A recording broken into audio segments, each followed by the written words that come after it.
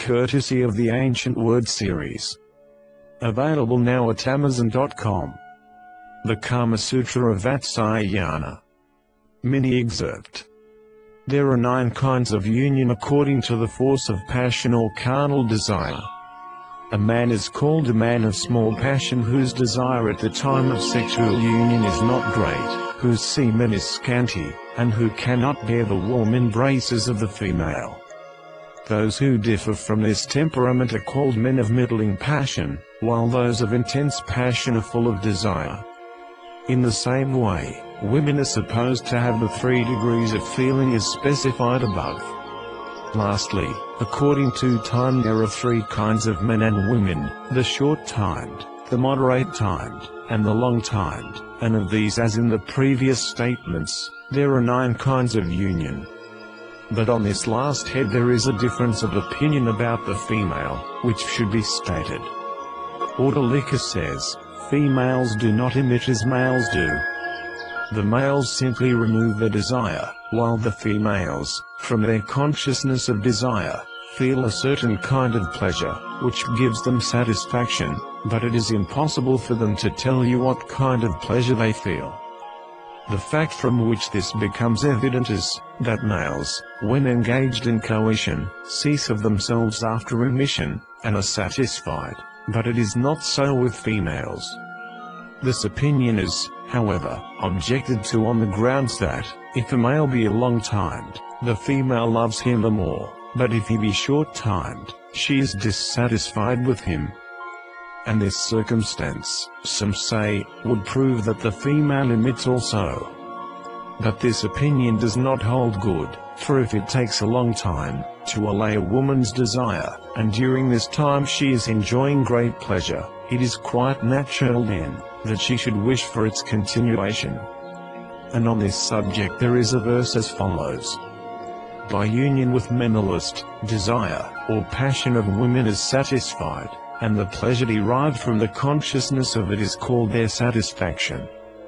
The followers of Dabravaya, however, say that the semen of women continues to fall from the beginning of the sexual union to its end, and it is right that it should be so, for if they had no semen there would be no embryo. To this there is an objection. In the beginning of coition the passion of the woman is middling, and she cannot bear the vigorous thrusts of her lover, but by degrees her passion increases, until she ceases to think about her body, and then finally she wishes to stop from further coition.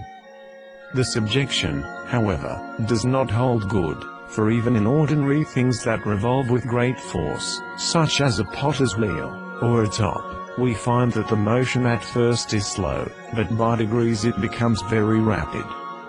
In the same way the passion of the woman having gradually increased, she has a desire to discontinue coition, when all the semen has fallen away. And there is a verse with regard to this as follows. The fall of the semen of the man takes place only at the end of coition, while the semen of the woman falls continually, and after the semen of both has all fallen away then they wish for the discontinuance of coition.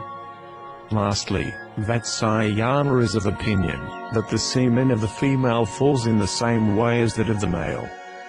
Now some may ask here, if men and women are beings of the same kind, and are engaged in bringing about the same result, why should they have different works to do? Vatsyayana says, that this is so, because the ways of working as well as the consciousness of pleasure in men and women are different. The difference in the ways of working, by which men are the actors, and women are the persons acted upon, is owing to the nature of the male and the female, otherwise the actor would be sometimes the person acted upon, and vice versa. And from this difference in the ways of working, follows the difference in the consciousness of pleasure, for a man thinks, this woman is united with me, and a woman thinks, I am united with this man. It may be said that, if the ways of working in men and women are different, why should not there be a difference, even in the pleasure they feel, and which is the result of those ways? But this objection is groundless, for the person acting, and the person acted upon being of different kinds, there is a reason for the difference in their ways of working. But there is no reason for any difference in the pleasure they feel, because they both naturally derive pleasure from the act they perform. On this again, some may say that when different persons are engaged in doing the same work, we find that they accomplish the same end or purpose, while, on the contrary, in the case of men and women, we find that each of them accomplishes his or her own end separately, and this is inconsistent. But this is a mistake, for we find that sometimes two things are done at the same time, as for instance in the fighting of rams, both the rams receive the shock at the same time on their heads. Again, in throwing one wood apple against another, and also in a fight or struggle of wrestlers. If it be said that in these cases the things employed are of the same kind, it is answered that even in the case of men and women, the nature of the two persons is the same. And as the difference in their ways of working arises from the difference of their conformation only, it follows that men experience the same kind of pleasure as women do. There is also a verse on this subject as follows: men and women being of the same nature, feel the same kind of pleasure, and therefore a man should marry such a woman as will love him ever afterwards.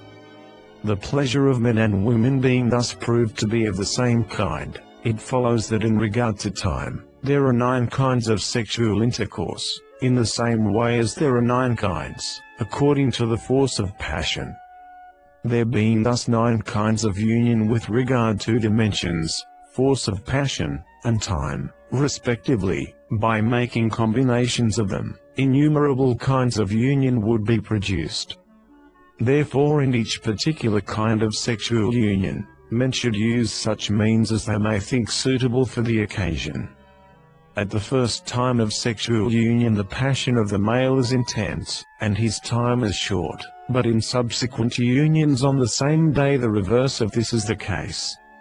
With the female, however, it is the contrary, for at the first time her passion is weak, and then her time long, but on subsequent occasions on the same day, her passion is intense and her time short, until her passion is satisfied. On the different kinds of love. Men learned in the humanities are of opinion that love is of 4 kinds. 1. Love acquired by continual habit. 2. Love resulting from the imagination. 3. Love resulting from belief. 4. Love resulting from the perception of external objects. 1. Love resulting from the constant and continual performance and habit, as for instance the love of sexual intercourse, the love of hunting, the love of drinking, the love of gambling, etc. 2. Love which is felt for things to which we are not habituated, and which proceeds entirely from ideas, is called love resulting from imagination, as for instance, that love which some men and women and eunuchs feel for the Auparishtaka or mouth congress, and that which is felt by all for such things as embracing, kissing, etc.